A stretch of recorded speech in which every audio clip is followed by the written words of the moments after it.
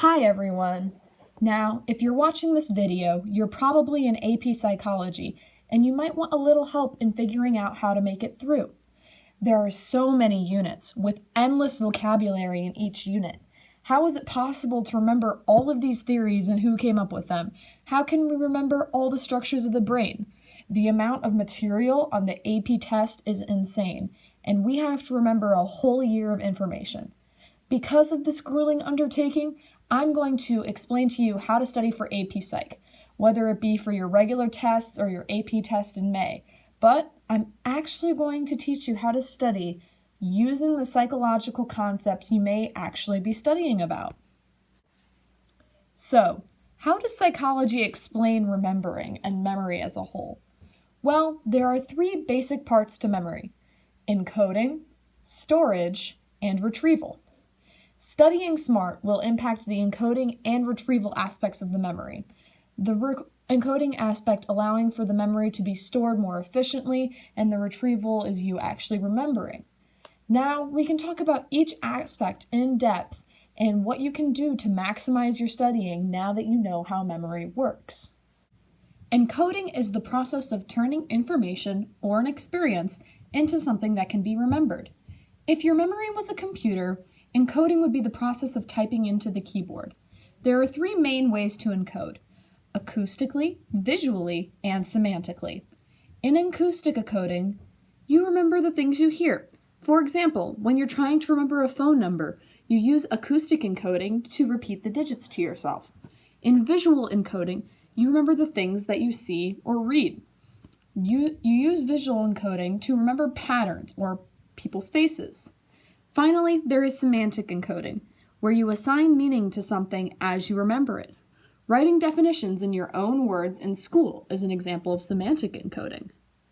Now, how can we use encoding to our advantage in AP Psych? Well, visual and acoustic encoding only work sometimes on their own in producing a long-term memory. How often do you remember every single word of an article that you read? Probably never. But you remember the gist of it, the semantics. Semantic encoding is by far the best way to remember something, but visual and acoustic encoding can be used with semantic to help remember something even better.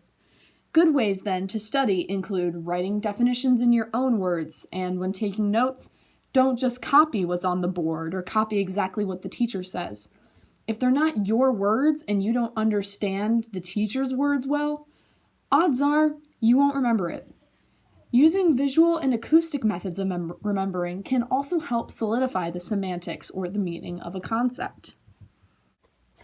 After you encode the information, it will be stored in either long-term or short-term memory. The goal in studying is to make short-term memory into long-term memory, which can be done in a couple ways. The main way is through rehearsal. Rehearsal is a method used to help ingrain information into long-term memory. Maintenance rehearsal is the act of repeating a word or a few words to yourself over and over to help remember it.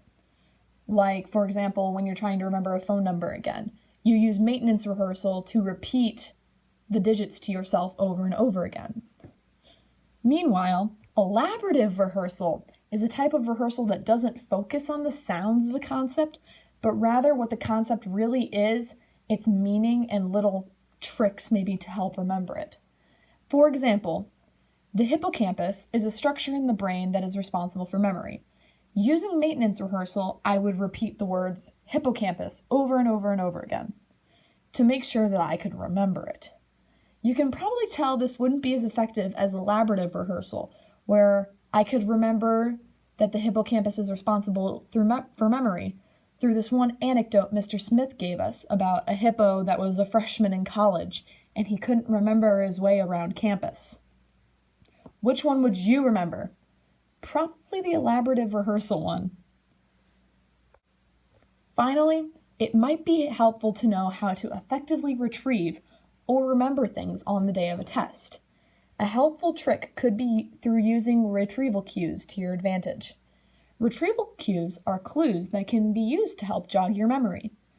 They are associations that are formed at the time of you encoding or rehearsing the information you're studying. The classic example of this is the idea that Chewing gum the day of your studying and chewing that same gum the day of you taking a test will help you remember the information you studied better when you're taking it. This is because you inadvertently associated the gum flavor with the concepts that you studied. The same can be done with having the same mental state, emotions, or comfortability as when you studied when you're taking a test.